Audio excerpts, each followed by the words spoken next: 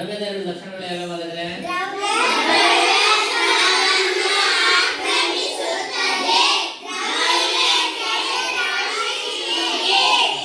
ದ್ರವ್ಯ ರಾಶಿ ಅಂದ್ರೆ ಏನು?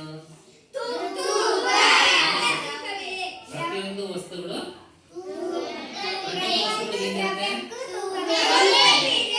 ಸರಿ. ಹಾಗಾದ್ರೆ ನೀರಿಗೆ ತೂಕ ಐತಾ ಇಲ್ಲ? ಈಗ ಒಂದು ಖಾಲಿ ಕಪ್ಪನ್ನು ಇಡೋದು, ಅದ್ರ ಮೇಲೆ ಒಂದು ಖಾಲಿ ಕಪ್ ಅಂತ ತೆಗೆದು ಕಪ್ಪಿಡು. ಕಪ್ ಎಷ್ಟು ಗ್ರಾಮ್ ಇದೆ ನೋಡಿ? ಈಗ 60 ಗ್ರಾಮ್ ಇದೆನಾ? ಸರಿ. ಈಗ ಆ ಕಪ್ಪಲ್ಲಿ ನಾವೇನ್ ಮಾಡೋಣ?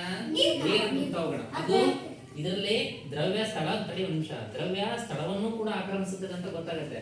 ಅಂದ್ರೆ ಕಪ್ ಎಷ್ಟೈತೆ ಅಷ್ಟ ನೀರು ಹಿಡಿತಾವ. ಆಮೇಲೆ ಅದು ತೂಕ ಇಲ್ಲ ಇಲ್ಲ ಅಂತ ಗೊತ್ತಾಗುತ್ತೆ. ಈಗ ಅದು ತೂಕ ಇಲ್ಲ ಅಂದ್ರೆ ಏನಾಗ್ಬೇಕು? 60 ಗ್ರಾಮ್ ಹಂಗ ಇರ್ಬೇಕು, 60ಕ್ಕಿಂತ ಜಾಸ್ತಿ ಆಗ್ಬಾರ್ದು. ಹೌದಿಲ್ಲ? ಸರಿ, ಹಾಕಪ್ಪ. ಈಗ ಹಾಕ್ತಾ ಹೋಗ. ತೂಕ ಜಾಸ್ತಿ ಆಗ್ತೈತಾ ಇಲ್ಲ? ಜಾಸ್ತಿ ಆಗ್ತೈತಾ? ಹಾ, ತಡಿ ನಿಲ್ಸು. ಸಾಕು, ನಿಲ್ಸಿ. ಈಗ ಎಷ್ಟು ಹಾಕಿ ಇವಾಗ? ಹಾಗಾದ್ರೆ ನೀರು ಅಂತಕ್ಕಂಥದ್ದು ದ್ರವ, ಅದು ದ್ರವ್ಯ ಹೌದು ಅಲ್ವೋ? ಹೆಂಗ್ ಹೇಳಿದ್ರಿ ನೀವು ದ್ರವ್ಯ ಹೌದು?